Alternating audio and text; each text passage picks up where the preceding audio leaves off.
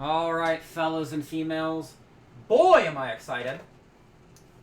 We have in our possession the next episode of Dean of Doom. And by Dean of Doom, I mean Sawed Off Wads. I just got off of work, so I'm like really tired. I have a headache too, so I'm going to try to not be as excitable as I normally am. Okay. So... I'm just going to play the episode, and I'm going to talk about things as they come up. This is just a really exciting one for me to react to, and it's not going to take long for you to see why. If you've seen the video, you already know why. Mount Payne, obviously, I think by this point, has given me consent to react to this video. If you haven't seen the original, turn this off, go watch it on his channel, go give him your first view, and come back, we'll watch this together. I don't have it enabled. Okay, there we go. Okay, Sawed Off Wads number 2. Let's begin. Hello there. I'm Mount Payne 27, and this is Sawed Off Wads, a Dean of Doom spin-off where we give grades to bite-sized classic and contemporary Doom wads. Why? Because ranking things is fun. Today we'll be covering 10 wads spanning 4 decades of Doom mapping. Alright, so, I'm gonna play the intro, and I'm gonna see what he says. If he I have something I want to talk about. If he mentions it, I'll just add on to it. If he doesn't, I will mention it. Starting with the oldest, working our way forward. Without further ado, here's how the show works. Every map gets 1 grade for quality and 1 for difficulty. On the quality side, the grades go from A to F. Grade A levels F for fun, full! Memorable, visually distinctive, creative, and a fair challenge. Difficulty grades go from X So to I recognize this wad right here. E for easy, A through D in between. That's more death. Keep in mind, I probably won't have the same ideas about what makes a great level as you do. I like that he started reading this part slower. I've noticed this. I probably won't have the same ideas about what makes a great level as you do, but he started enunciating it a lot more. Part of the fun, after all. At the end of the day, this show is about spreading the joy of Doom. So let's I recognize that. Before we start, the rules kind are of. I can read it. It's not. It's start each level. It's blurry, but not that blurry. I'll stay as VULT. Saves are allowed, and we go for 100% kills in all levels, making exceptions when it's just not worth it. I play on Z Doom with compatibility set to strict. Now to the wads. First up from night. Okay. So, if you are unaware, I've read the description. I encourage you to read the description. I have a hand in making this episode. He shouted me out in the description, maybe in the video later, I don't know, we'll get to that. He approached me one day. This was after Doom 64. He approached me, and he was like, hey, I'm looking to pick together some wads for Sawed Off Wads. Would you like to help me? And I was like, oh, yeah!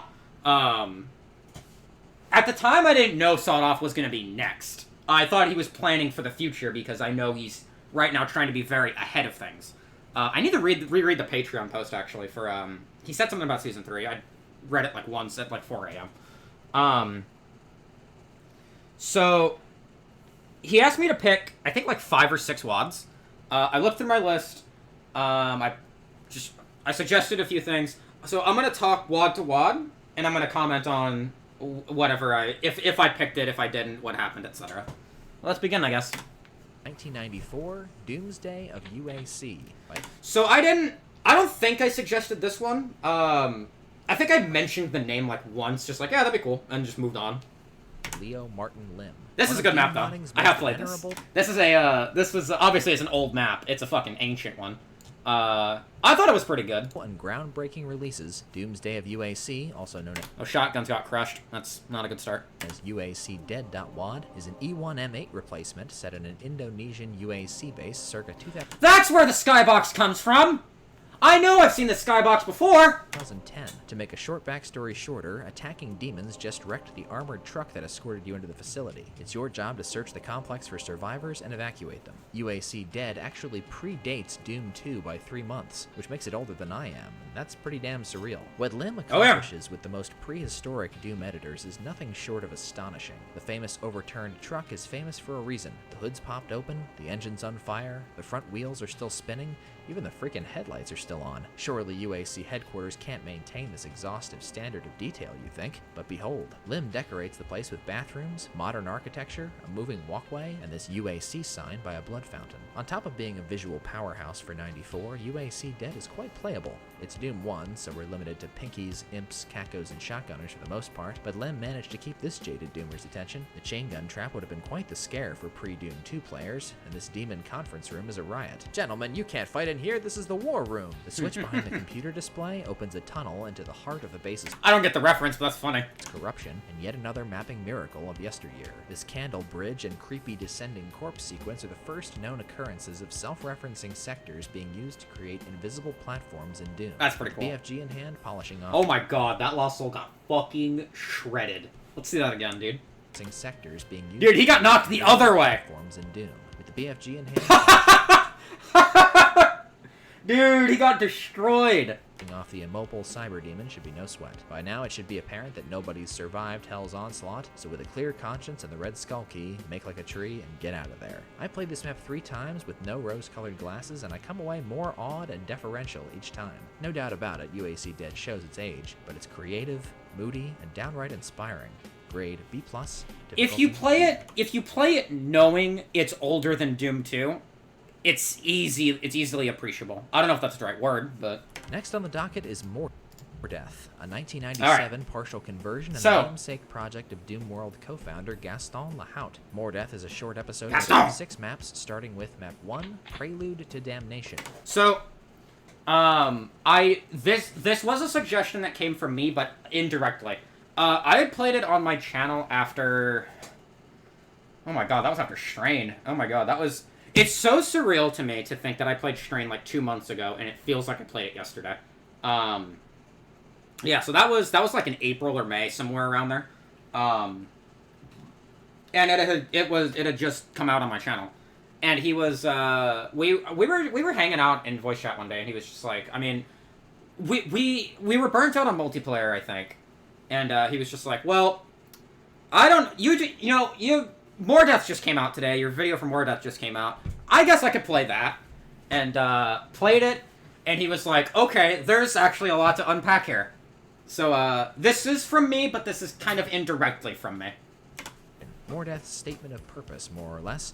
Prelude to Damnation is a secret-rich castle map with lots of new greenery to showcase. It borrows barrels, chandeliers, and breakable gargoyle statues from Heretic, but the carefully coordinated texturing is all Doom. I don't think you could break the gargoyle statues in Heretic. I think that's a Hexen thing. I'm not sure. I don't know. Too. Not sure how Doom Guy's shades fit into the medieval setting, but I like that they fall off if you dip under 80 health. Yeah, that's funny. That isn't much to write home about, but Prelude's optional areas reward closer investigation. Climbing crates and shimmying along edges often leads to secrets, as does hopping through the fireplace and ducking through this gap in the wall. If you note this missing torch, you can even drop into a cellar and meet your first custom monster of the campaign, the Flying Gremlin, or Wyvern, whatever. Once you find the the Yu-Gi-Oh card, the Feral Imp.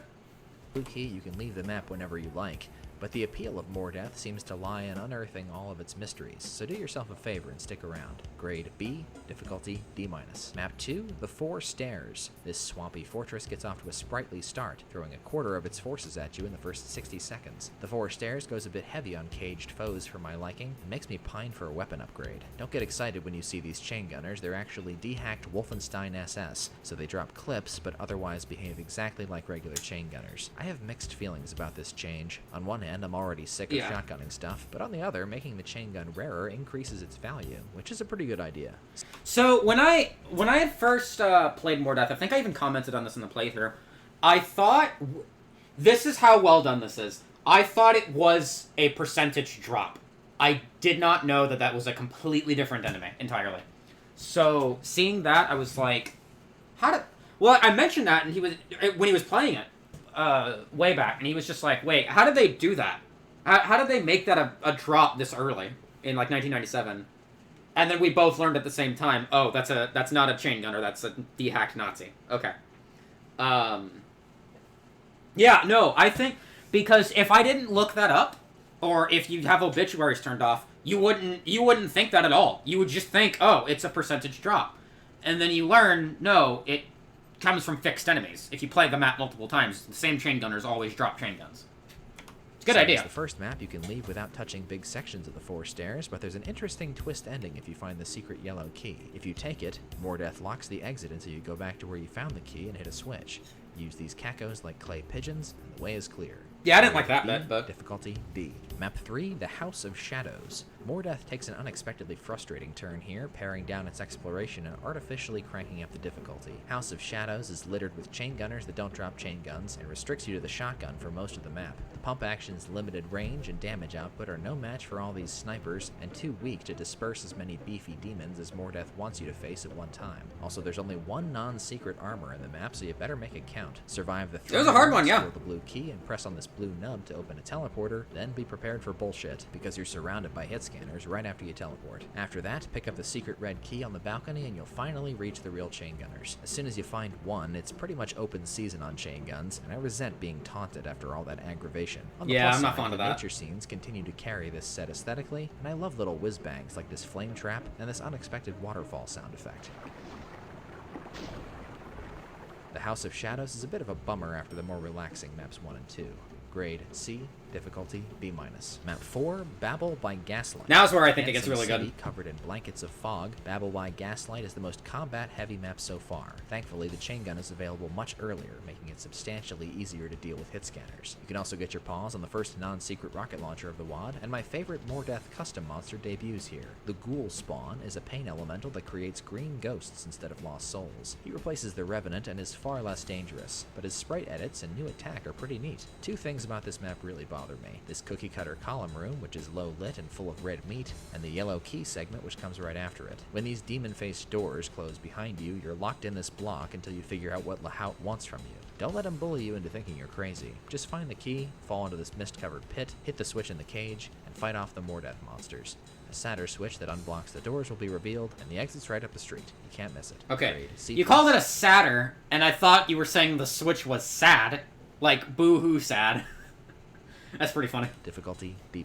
Map 5, Babel's Inner Quarter. This one can go either way. Stumble on the right goodies early enough and Babel's Inner Quarter will treat you well, but if you're stuck with low-rent weapons and overlook certain switches, it can devolve into a dismal drag. Platforming to this medieval air vent bags you a super shotgun and a berserk pack. It's so helpful I forgot where it was until the end of this playthrough, and paid for it the entire time. Make note of this red switch in the crate room, as you'll have to come back for it. Which I completely fucking lost in my playthrough, if you've seen that. Man, I spent like 15 minutes looking for that and found it by accident. To be honest, I'm not exactly sure what it does, but there are 2 red switches in this map, and one of them's got to raise the red bars in front of the exit. The red switch raises the one that's like in the way, near that fire trap where you're dead at. Of that, I am sure. The second one is much more painful to reach on account of these slow elevators. This one raises the one you were just in front of. Coupled with this music, it brings back bad memories of playing downtown. Compared to the rest of the WAD, Babel's Inner Quarter is miserly with space and hard to navigate. This is one Mordeth map I don't recommend forcing yourself to 100%. I had a lot more fun the first time when I let myself leave as soon as I got bored. Grade B-, difficulty C. I remember that. I think I remember that. I really like the idea of placing movable barrels and breakable gargoyles in front of supplies, and I'm surprised I haven't seen this done more often. Map 6, the Draconic Guardians. Probably the most complete map in Mordeth, the Draconic Guardians marries the episode's city and wetland themes and features the best balance of combat and exploration in the WAD. Mordeth exclusive monsters... Dude, this is completely unrelated to the map. I will never, ever get sick of this song. Waiting for Amara to Play is one of my absolute favorites from Doom 2. Represent in record numbers here, especially the flying gremlins, who are great fun to blow apart with a super shotgun. This double barrel is also a secret, but it's easier to find than the one in map 5. You may have noticed, but this map is giving you an awful lot of rockets. Twice as many as the rest of the WAD combined, in fact, so it should come as no surprise when this happens. Whatever it's called. Bruiser Brothers, a pair of Mancubus fireball belching badasses with the health pools of spider demons. One swamp. Oh, notice that the rockets are smoking, by the way, at the end. Guards the blue key, and the other guards the switch that lowers it. Keep the rockets coming, don't get cocky, and they should go down without much fanfare. With its absorbing scenery and flashy unveiling of Mordeth's signature foe, the Draconic Guardians is a high note to end on. Grade B+, difficulty C. And that's it. Despite teasing a space-themed Episode 2 in its Map 7 story text, Mordeth's sequel is infamous for technically still being in development, now 25 years later. It's a running joke on Doomworld that high-profile projects with long development cycles are given the Mordeth Award in this WAD's dubious honor. To be able to generate such anticipation, even if it turned to chagrin, is quite a feat, and I think it would be pretty big news even today if Mordeth E2 suddenly came out. For E1's part, I'd say the hype was justified in 1997. The extensive dehacked, tasteful scenery, and solid adventure gameplay make for a pleasant afternoon playthrough. My final grade for Mordeth is a B-, with a final difficulty grade of D+. With too few maps I flesh nibbled at. Pass on the Dean's list and move right on to the next terminal. Our next WAD from 2001 is Null Space by Russell Pearson. I did not suggest this one. I had nothing to do with this. However, I did play this recently, so I can critique. At this formative stage in the Sawed-Off WAD series, Doomworld's 100 Most Memorable Maps list has been one of my go-to resources for short WAD material. Null Space placed 35th on that list, just above Ancient Aliens' Leave Your Soul Behind, with Doom writer Demon of the Well calling it the granddaddy of the Voidscape map theme. After playing it twice, I've concluded that Null Space is one of the weakest picks on Doomworld's list, and in this review I'll try to explain why. Null Space's anti-landscape views are its primary draw. The sight of a brick-and-mortar fortress suspended in oblivion is impressive and uncanny, no doubt doubly so at the turn of the millennium. However, Pearson doesn't use the Void nearly as much as this screenshot would have you believe. The truth is, you'll barely have enough time with the Abyss to do a staring comp. True, which does look cool. This part of the level does look really cool. The issue is, way more of this map takes place indoors than outdoors. So, you're not getting a lot of the Void landscape in your face. Meanwhile, the fortress interiors are workmanlike and monochromatic, struggling to retain interest for the half hour or more it takes to exit. These drab aesthetics don't get any help from the gameplay, which for my money is the real letdown of them. I think it should say something that all I remember about this map is that right after it, I played VRAC 2 and loved that map, so... Space, the first 10 Not to say this is bad, I still enjoyed it, but it's like, man, VRAC 2 was awesome. minutes are a totally forgettable shotgun slog against thicker foes than you ought to be facing. Then there's about 2 minutes of excitement when you cross the Void Bridge while being chased by cactus. Look at all this ranch dressing! Look at it! Arachnotrons and Revenants. There's one more burst of action when the Archviles arrive. Other than that, more like dull space. Pearson's ammo stringency discourages you unloading on anything but Archviles, even if you find all 6 of his obscure secrets. Don't waste munitions on these caged imps until cleanup time. Which, can we get a sound effect for monster window dressing? Thank you. I wanted to give the final fight props for being suitably dramatic, but if you don't attack and just keep feeding enemies to the Cyber Demon, it plays out like one of those old Doom Gladiator episodes. Oh my god! Oh, I love Doom Gladiator! I completely forgot about that, dude! Oh my god, that was so cool!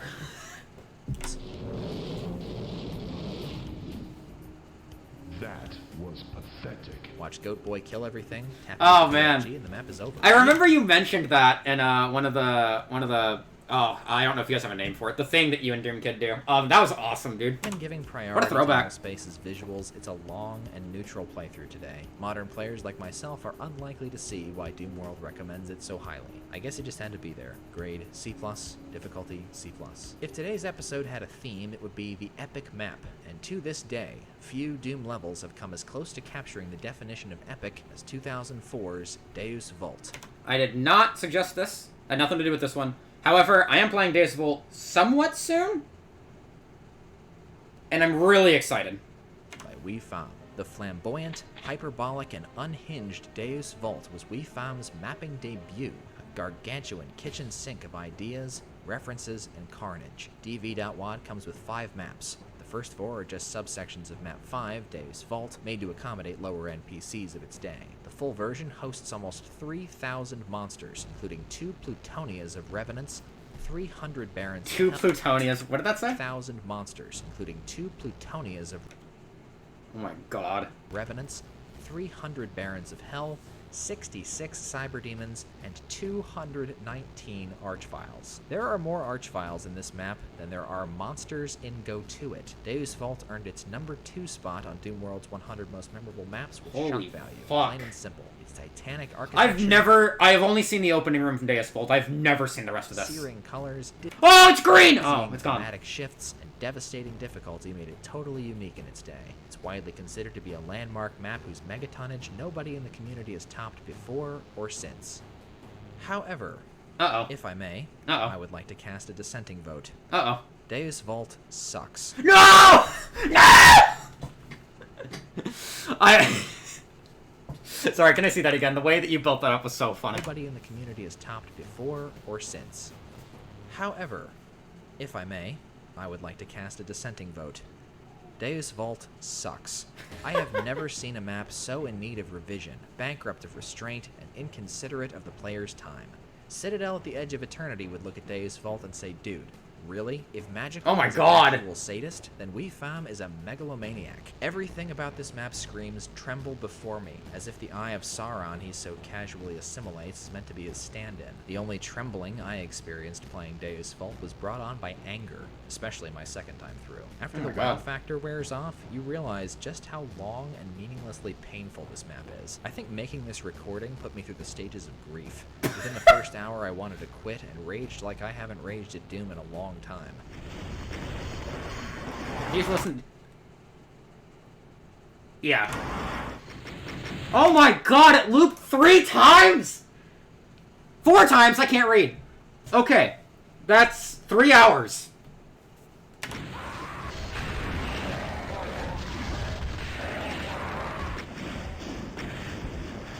Then I took a break and tried to make myself believe it would get better when I came back, but it didn't. Soon, I fell into an indifferent silence and accepted my fate. I think Deus VULT's spectacle leads people to make excuses for its gameplay. Under all the glitz and glamour is a flawed, mercurial, and agonizing experience. Most of FAM's fights are just huge, haphazard teleport ambushes, or plain Jane corridors choked with barons, archviles, and monsters that pop up in front of you and poof in behind you, but his favorite trick by far is to hand you an Invulner 4 and blitz an arena with foes whilst you surf and BFG. FAM relies on this setup so much that it becomes dull and redundant. Personally, I think he lacked the creativity and or patience to engineer his desired level of madness without them. Ironically, he only gives you one for the Red Cave section, which is f***ing excruciating. Endless sniping revenants, prowling archviles, sneaky chain gunners, and that stupid hawk-eyed cyber demon who must have dialed me up long distance 20 times in this playthrough. You're short of BFG, constantly under fire from enemies you can't physically see or shoot because they're too high above you, slumming through bland tunnels and picking off flocks of sniper revenants and archies 4 rockets at a time because you gotta wait 10 seconds between salvos for all the projectiles coming from a mile away to slam into the wall. If this was the entire map, I'd fail it in a heartbeat. From there, Deus VULT is a smorgasbord of miscalibrated monster mashes, pointless cyber demons. Sorry, I'm letting him finish talking before I, say anything. Archvile splurges, long elevators, alien vendetta spoofage, and 30 secrets, which are alternately pointless, juvenile, critical, dated, and bizarrely self-indulgent. You can literally run circles around the final fight, which gives me one more thing to rag on this map about. Deus VULT's pacing is all over the place. The energy peaks during the Invuln Chapel fight, which arrives 2/3 of the way into the map, and seems to be less climactic than the Battle of Isengard. Shut up. I do not need to play Deus VULT twice. WeFam's unedited ego trip will appeal to slaughter junkies and the more impressionable lads and lasses out there, but it's equally likely to pound you into a pulp until you are unable to appreciate the drama it's trying to summon. It would be pretty funny if I said Deus VULT shall not pass, but it does have some redeeming qualities, so grade D, difficulty X. The next epic map on the docket is 2010's Jade Earth by Jodwin. No map has I did not suggest this one. ever made me feel underground quite like Jade Earth. Set in a supermassive UAC mountain base buried as deep as humans dig, Jade Earth tells a familiar... Sorry. I just got a YouTube comment on, so, today, Misery, the video I just played, or the video that just got uploaded for me, Misery Halect just went live.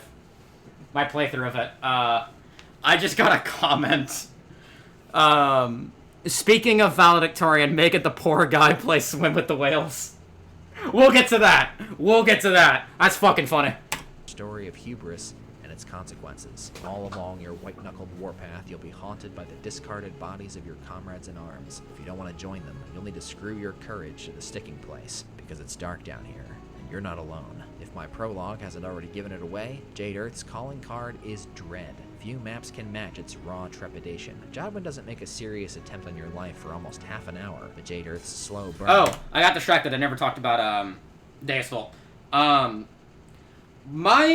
So I think Deus VULT is a map you're not meant to play in one sitting. I think you're meant to play it in multiple sittings, or you're gonna burn out like that. I think that's where its strength is. That doesn't necessarily excuse the oppressive combat, although it does make that a lot more bearable, I think.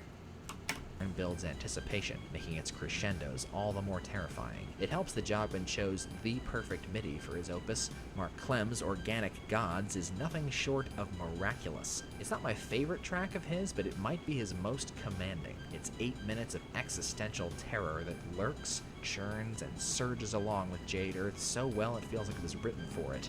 And here comes the breakdown.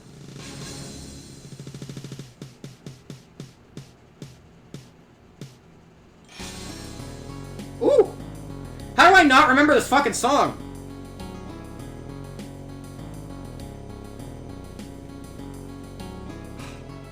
Gets me every time. So combat-wise, Jade Earth measures modestly on the Richter scale. Jodwin makes no attempt to reinvent the wheel, scattering dozens of small encounters across his map's 2-hour runtime. His occasional large-scale ambushes rarely exceed 30 foes. This Revenant crate room fight is the first encounter that seems designed to push you. It dealt me my first death in both of my playthroughs. Jodwin is fond of perched hit scanners and regularly mixes in archviles with the Revenants, Hell Knights, and Imps he uses as foot soldiers. So anxious does the ebb and flow of ammo make me, I'd wring a kitten's neck for a berserk pack. But Jesus Christ! Not even in a secret. Speaking of which, good luck with those. I went 2 for 10. Jodwin starts amping things up around the time you get the yellow key, with this heated encounter around the midway point being one of Jade Earth's scariest. About 600 monsters in, you'll drop into a dig site scattered with corpses and duke it out with 2 cyber demons for the red key. The low visibility and your shot nerves make this fight a lot harder than you'd expect. The trip back is an obstacle course of Mancubi, Revenants, and Archvile punctuations. Take a tense elevator ride back up,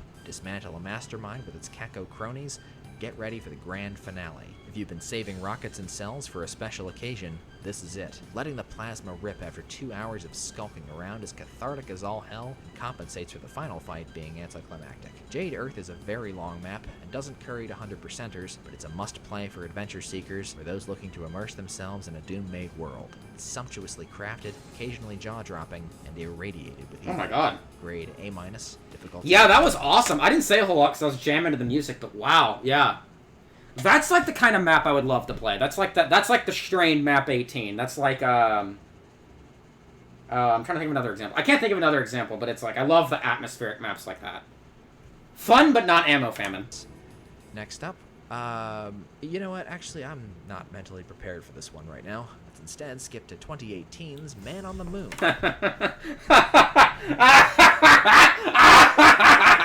I know what you're skipping, buddy. We'll come back to it. Yugi Boy 85. You'd be hard pressed to find a map more up I did not suggest this. my alley than Man on the Moon. It's an homage to Valiant's Lunar episode, authored by a Tangerine Nightmare contributor, and it shares its soundtrack with the equally Yugi Boy. expansive deep space epic Fomalhaut from Rest in peace, the creator of Yu-Gi-Oh, by the way, whose name I forget, but man, ooh, that was rough. PhD Threnody. Man on the Moon is an hour-long adventure that I was a Yu-Gi-Oh kid growing up, but man, feels like 15 minutes owing to Yugi Boy 85's penchant for propulsive action and his fluid, accessible layout. Don't be put off by the enormous kill count. A large majority of the enemies are zombies and imps tailor-made for detonation. Like the Jackson Pollock of Doom, Yugi Boy paints the floor with jibs. Man on the Moon is uniformly excellent, and pretty much my Goldilocks level of challenge. Not too easy, not too abusive, just right. There's an entire episode's worth of encounters in here that hit the sweet spot for me. That several of them are kept secret is probably my only complaint with this map. The square off for the secret plasma kicks ass, the secret megasphere in the yellow key area is blocked by Oh my a God. wall of juicy meat, and the optional green arena en route to the BFG is another throwdown you won't want to miss. Not that the standard progression is lacking in any way, mind you. The red key path is a slick and color-coordinated rocket fest, the blue key corridor will quickly swamp you if you don't break through one of these collapsing fronts, and the yellow key segment goes from skill-saw-esque archvile tactics puzzle to thunderous cliffside bombardment. The finale is the most choreographed encounter in the map, a multi-part extravaganza that ladles on the danger, packing cyber demons, Pinky Brigades, Revenants, Mancubi, and Archviles into a collapsing cavern brawl. Damn, brother. Armor, cells, and power-ups are abundant, but the risk Oh my of God. instant death never He gets backed up into a tired. cyber demon. Unexpectedly, Yugi Boy also introduces a single custom enemy into the fray, the Terminator, who's essentially a spider mastermind that also shoots Revenant rockets. He's ideal ideal for distracting cyber demons in the closing minutes. What impresses me most about Man on the Moon is how well it compares to the influences it wears so clearly on its sleeve. Yugi Boy is no mere skill saw imitator. He takes the master's Slaughterlight signature and splatter paints on a bigger canvas, invests deeply in his visuals, and makes it all flow together better than almost any magnum opus I've played. I had been thirsting for a pure fun map, and Man on the Moon was the tall drink of water I needed. Hell yeah, dude. A+. Good stuff. Difficulty A-. Oh, it's fun. Next on the docket from 2019, Darkest Room by Paul977. I did not suggest this one. I'm drawn like a I guess I suggested less than I thought. flame by green maps of mystery, and like the moth, I get burnt to a crisp. Probably the most well-known map by Italian designer Paul977, Darkest Room has a rich and esteemed lineage, inheriting the aesthetic chops and strict tactical gameplay of 4 mapping wonderkins: BPRD, Darkwave, Death Destiny, and Rivix. The latter 2 taught Paul the art of combat, and the former 2 inform his art style. But Paul himself seems especially fascinated with 2 Digging the things: song. monster infighting and pain elementals. His 4 Doom senseis are also infatuated with them, but nobody loves meatballs quite like the Italian. For perspective, Darkest Room has as many pain elementals as Disturbia, despite being 1/6 its size, and pain elementals are 5 times more common in Darkest Room than in God Machine, the home of possibly the most memorable pain elemental set piece in Doom history. Speaking of Rivix creations, Darkest Room borrows and slightly modifies the weak cyber demons seen in Magnolia. They only have 700 health, but since they replace the spider demon, they can absorb splash damage. As you play Darkest Room, you'll notice that Paul frames almost every fight one of 2 ways. He either jump scares you, or he shows you exactly what's coming and lets you take your time figuring out what to do. He makes extensive use of death enemies, forcing the player to think about sightlines and how best to get monsters killed without using guns. Paul's combat ethos can be death enemies. I thought he said death enemies. I was like, what? summarized in 2 fights. This early room with 1 Revenant, 1 Green Cyber, 2 Archviles, and a Hell Knight with 2 Arachnotrons blocking your escape is the prototypical jump scare. You're surrounded by a skeleton crew of carefully positioned area deniers, and you have to either escape quickly or survive long enough to neutralize threats from scariest to puniest. The second type of fight is best exemplified by this control room encounter. The key here is to get everything to die without firing a shot, which would wake up these 4 Archviles. Nudge the Hell Knights, get him to hit the Cyber Demon, and then use his dumbass to initiate some fatal miscommunications. I wasn't expecting that to be the choice of term. Let me hear that again, please. Hell Knights, get him to hit the Cyber Demon, and then use his dumbass to initiate some fatal miscommunications. Of course, Paul washes all that down with a flock of pain elementals, and I wouldn't recommend keeping the Cyber alive for that like I did here.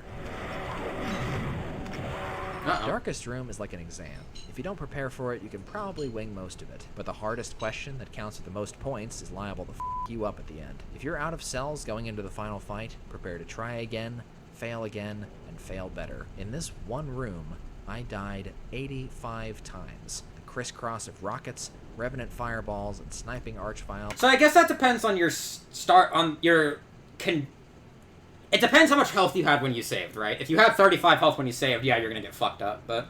is demoralizing. Without the BFG, you're dodging warheads on hair-thin margins and returning fire with only a blunderbuss for about 30 seconds. Oh, no, you didn't, okay. Which, needless to say, is too long. My point is... For how long? I wasn't listening. About 30 seconds, which, needless to say, is too long. My point is, if you play Darkest Room, do not waste cells. Paul977's cutthroat approach should please challenge seekers, but I don't need a double shot of cold Ribixian murder to get my Doom fix. Ribixian. Grade A-, difficulty X. Hell Next yeah. up, from everybody's favorite year, the one and only Gateway to Shangri-La by Zolganoth. Ah, yes. Hey!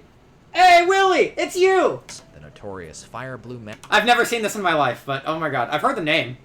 Bitrate killer, and great-great-grandson of Mount Erebus. Gateway to Shangri-La is unique in that it's the first map I've played for Dean of Doom whose inception and development I witnessed firsthand. Over the course of several months, Shangri-La snowballed from a novelty idea into a fully fledged map, with custom graphics provided by Zolganoth's collaborator, Anarchy. The latter's comprehensive collection of textures and sprites is almost... Damn, I like this actually, it looks cool. ...the map itself. Zolganoth also commissioned a MIDI from Stuart Rinn, who sounds like he was right in the middle of composing for Heartland with this driving psychedelic tune.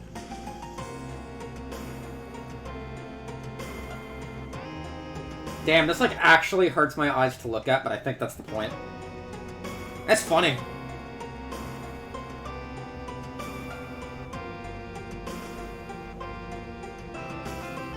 Underneath its gimmicky facade, Gateway to Shangri-La is not only functional, but full of personality. For example, Zolganoth's orgiastic use of boom light cycles verges on Sunlust parody, but it's also a tactical choice. The high contrast, low lighting, and projectile color alterations make combat more difficult than it should be in some scenarios, but never to the point of unfairness, except in the case of Spectres, who are completely invisible in OpenGL. The map is made up of very discrete encounters, padded out with a lot of archviles, which tend to appear whenever you backtrack, pick up important items, hit critical switches, or take your hand off the mouse to scratch your nose. This barrel hall... And boy, do I do that a lot! My favorite Archie set piece in the WAD, an idea borrowed from AD-79's Ancient Aliens map. Each of the barrels blocks an archvile teleport spot, so you have to watch your fire and manage imp projectiles while carefully fending off the Martians that inevitably appear.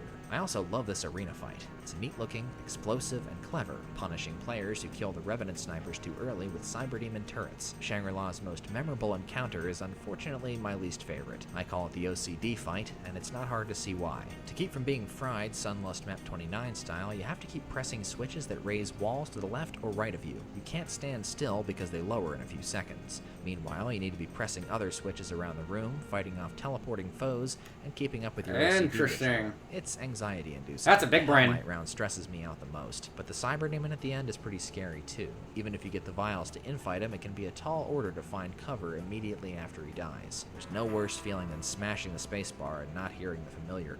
Props to Zolganoth for his ingenuity, but the OCD fight is just too finicky and paranoia-inducing for me to enjoy. Gateway to Shangri-La caps off on a massive imp and revenant purge. BFG like crazy, watch your health, and you should come out okay. I have to appreciate Zolganoth's audacity. Despite the tongue-in-cheek premise, he plays Shangri-La with a straight face. Whether or not you like his style, he packs a lot of value into every fight. His visuals, hard on the eyes as they are, surpass memedom, and he's got a more clearly defined artistic vision than some mappers who've been at this for decades. Grade A-. Even the blood is fire blue on the face down there. A+. Alright, I hear a deep breath. Are we doing it? Alright, now that I'm mentally prepared and fully warmed up, let's come back to the main event. From 2013, Swim with the Whales. Alright, let's talk about Swim with the Whales. So, let me hear what he has to say first, actually, before I say my thing. Zachary Ribix Stevens. This ultra-challenging set needs no introduction. If you find yourself playing this WAD, you're hip-deep in Doom addiction. I think these maps speak for themselves, so let's dive right into Map 1, the Deep End. So, not only did I suggest this, I think this was the hallmark suggestion from me. Let me explain how that went down. He had, like I said, he initially said, hey, I need like 5 or 6 WADs, maps, whatever he said, I don't remember, to fill this out. And initially he said, I need something between 2010 and like 2018 or something. I was looking through my document of WADs that I wanted to play. I giggled to myself. I think he was talking and I just started laughing over him and he was just like, what are you laughing at? And I was like, yeah, you can play Swim with the Whales. And he was just like, are you out of your fucking mind? Or something like that. He was just like, something along the lines of, what the hell is wrong with you? Do you know how hard that is? And I was like, well, you played Wormwood. It's Ribix. It's the same thing. And he's like, dude, this is way worse than that. This is way more oppressive. And then he thought for a second, and he was like, wait a minute. And I was like, oh no. He's like, it fits all my criteria. It's in that time frame. I was like, oh fuck. It's noteworthy. Oh my god. It gives me another chance to talk about Ribix. Yeah, I think that's the perfect suggestion. And I was just like, fuck, what have I done? So, yeah, this was my suggestion. I'm sorry, Mount Pain, for what I've done. But hey, if you're coming here from watching this, if you subscribe, I'll request more torturous shit for him to play. So please, if you want to see that. Any monsters to fight, there's not much to do here but take in the blue quiescence. If you're thirsty, you can pick up 2 health bonuses, and whenever you're ready, platform over to the light blue key to release the exit. Overall, a very short and pretty scene setter that needs no mark for difficulty. Grade B+. Map 2, Good. Ride the Dolphins. More so than Start. Yeah, so he was updating me on his playthrough with it. And I was like, hold on. Why is my burp coming out in stages? What the fuck is this heresy? He was updating me on his playthrough, like, over the next few days. And he was like, it's time to... He kept dropping the term Ride the Dolphins. I'm like, what the fuck are you talking about? It's called Swim with the Whales. And he's like, yeah, but map 2 is called Ride the Dolphins. And I'm like, oh, you're not talking out of your ass, okay? Art 820XD6, Swim with the Whales chiseled Rybik's aesthetic into our brains. Above all, his architecture is unyielding and alien.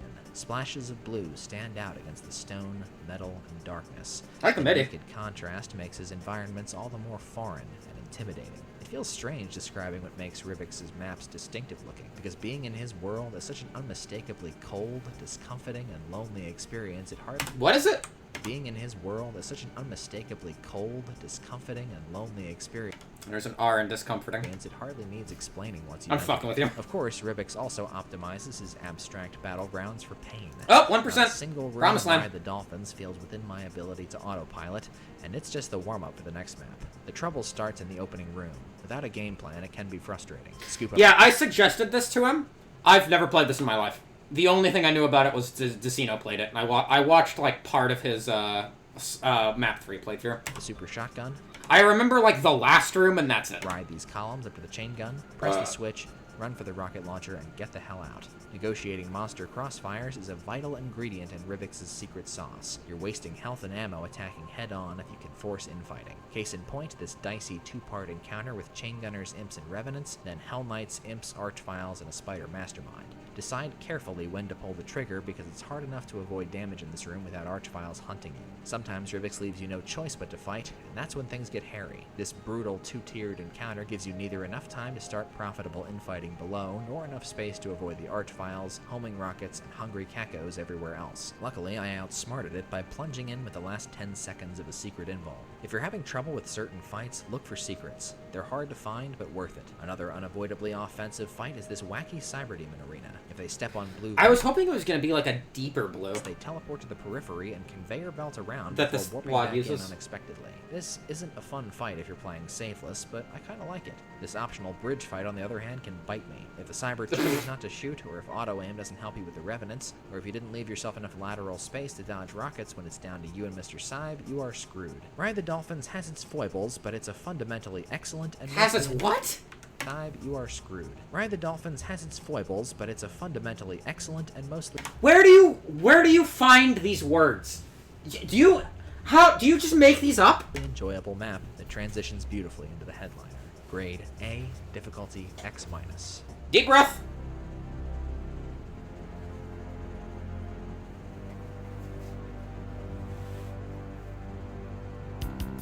Map 3, Swim with the Whales. If you choose to play Swim with the Whales, you're gonna learn something about yourself. It doesn't matter if you're playing with saves or I think you're gonna learn don't listen to your friends. not. This map is a test of willpower, patience, and intestinal fortitude. Of all the epics I've played today, Swim with the Whales is the lowest kill count by a long shot, capping out at just 92 Revenants, 40-odd Archviles, and 16 Cyberdemons. Nonetheless, it's even more lethal than DEUS VULT pound for pound. Nothing is for free in this map. You're constantly walking a tightrope with ammo, skirting past sniper surveillance, and taking psychological damage from this MIDI. Holy shit, does this get harrowing after a while. I don't know, man. It feels fine to me. I guess I also haven't played this for 2 straight hours or however long, but...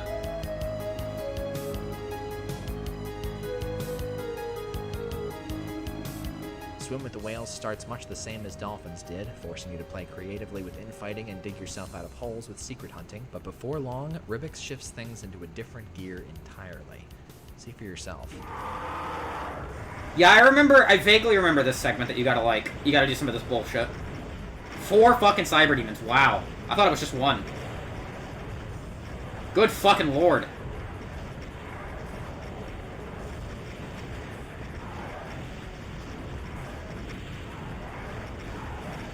Yeah, that's insanity.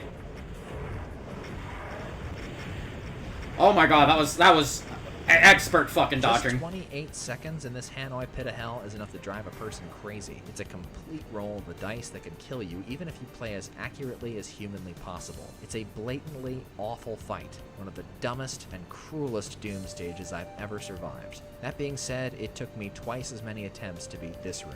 If you try to lure the Barons and Cyberdemons outside, the Revenants and Archviles will absolutely violate you. If you don't save enough cells to kamikaze your way through the Baron blockade and then expertly down the Cybers, you're going to die here over and over and over After death number 70, Mount Pain experienced its largest eruption in recent memory.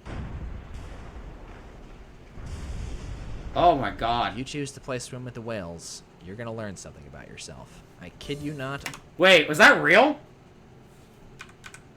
In recent memory. Did you do that? Wait, I didn't know that. Hold on a minute.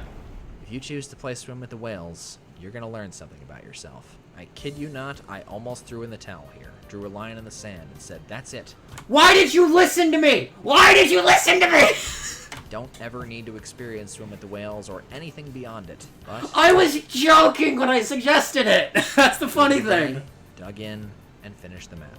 Twice. I'm not sure if that's a triumph of the human spirit or if I'm just one stubborn motherfucker, but I do know one thing.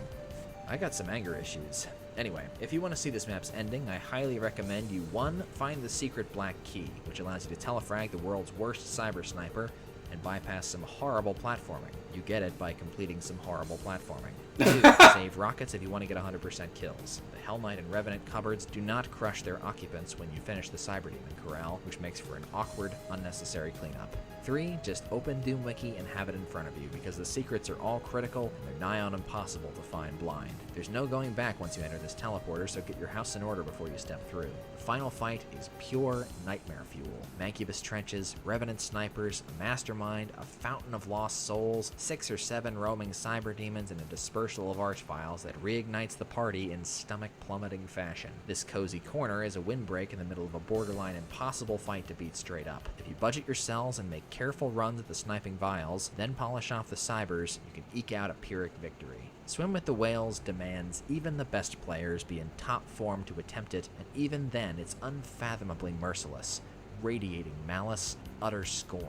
I was not in peak form when I played Swim with the Whales, and I will never reach a point where it's manageable for me. It surpasses my upper threshold for pain tolerance, and being something of a masochist when it comes to Doom, that means a lot coming from me. Swim with the Whales is definitionally unfair, callous, and vitriolic.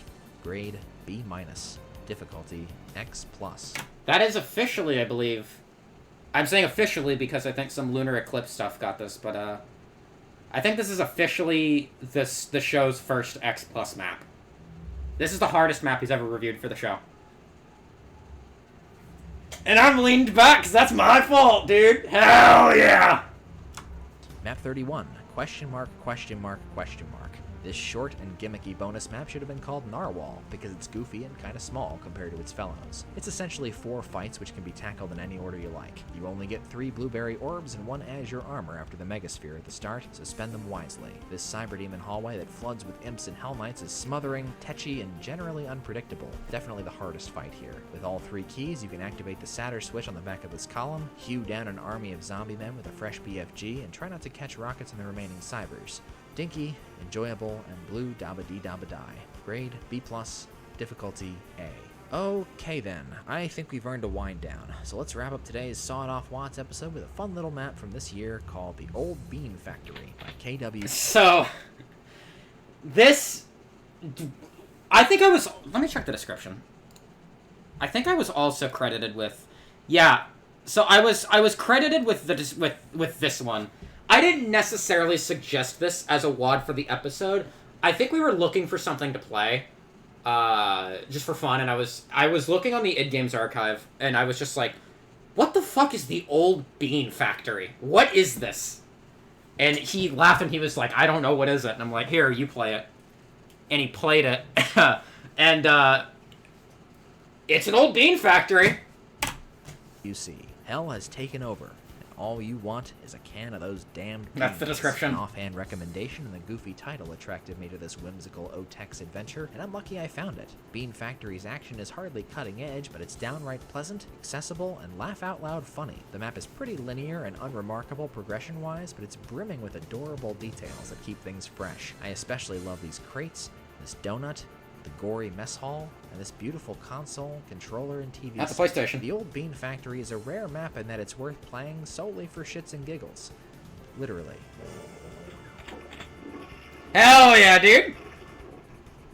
I don't think this Baron knows what I don't think Boss Baron knows how toilets work. AWC's references, fourth wall breaks, and moments of unapologetic, crude humor work better than they have any right Oh, it's to. Austin Powers! The secrets are also genuinely creative and rewarding, best exemplified by the gun store, which can be accessed by paying close attention to its advertising. There's another secret that knocks it out of the park very close by, but I don't want to spoil it, so I'll give you a hint instead. The hint is this. What's the deal with shootable switches? After swimming with whales and deucing Shout out to Jerry bullets, the Seinfeld. Bean Factory is child's play, and I don't see much rhyme or reason for the gray pinkies and color adjustments, but George! It's a shootable switch! George! dig the sped-up chain gun and the blue key replacement, which is, of course, a can of those damned beans. Props to KWC for an immensely entertaining half hour. Beans, Jerry!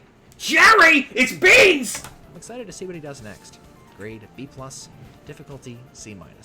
So, that's another episode of Sawed Off Wads in the books. Once again, this was a really fun episode to put together, and I'd love to hear some Sawed Off recommendations from you guys, because my list is pretty depleted after this episode. Before we close, I'd like to thank my TA, Neurometry, for suggesting... Hey, that's me! Dude, hey, by the way, if you want the full picture, if you need to shout me out again later, you let me know. I can give you the full thing, so it doesn't look so quite pixelated.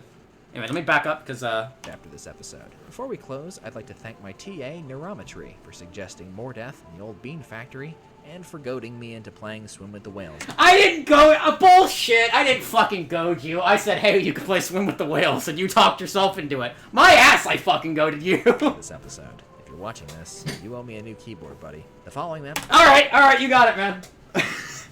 We'll go keyboard shopping after this. deserves special recognition with honor roll status. Jade Earth by Jodwin, Man on the Moon by YugiBoy85, Darkest Room by Paul977, We'll get you a fucking gamer keyboard. We won't get you this Best Buy one anymore. Gateway to Shangri-La by Zolganoth, and Ride the Dolphins by Rivix. Thank you all very much for watching, and please feel free to share your thoughts on the wads down below. I'd love to hear what you think, and I'll heart your comments to let you know I've read them. Now, I'd like to take a moment to acknowledge my generous patrons. Aaron... Oh, man, that was really fucking funny. I think I made a couple other suggestions, but I don't think they made it.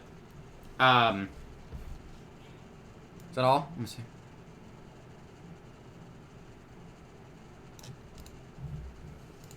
Trilby Trillion, Turbine 2K5, Ultra Cow. Yeah, so I didn't mention this. I got caught up in the keyboard thing. Yeah, so he named me his TA. Took me a while to know what that meant. Teacher's assistant.